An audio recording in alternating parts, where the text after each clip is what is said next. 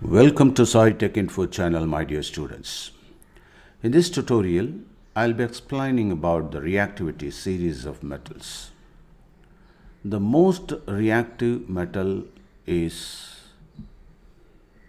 potassium, followed by that you have sodium, lithium, calcium, magnesium, and then aluminum.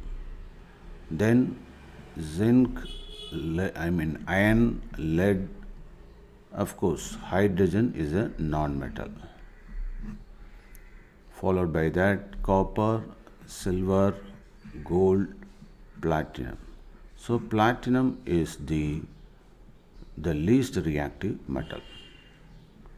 How to remember all these metals? There is an easy way to remember. We can adopt the mnemonic technique. Please send lions, cats, monkeys, and zebras into lovely hot countries signed by General Penguin.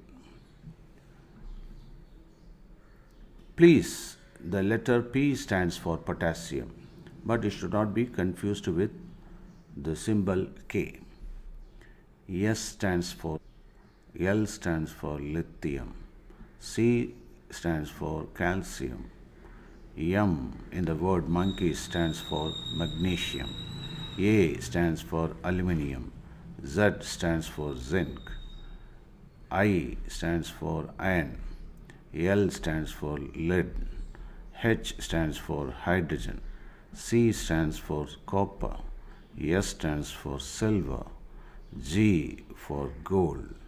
P for platinum. So likewise we can easily remember. Okay, and among these metals, these are all the reactive metals, and these are less reactive metals, and these are moderately reactive metals. Okay.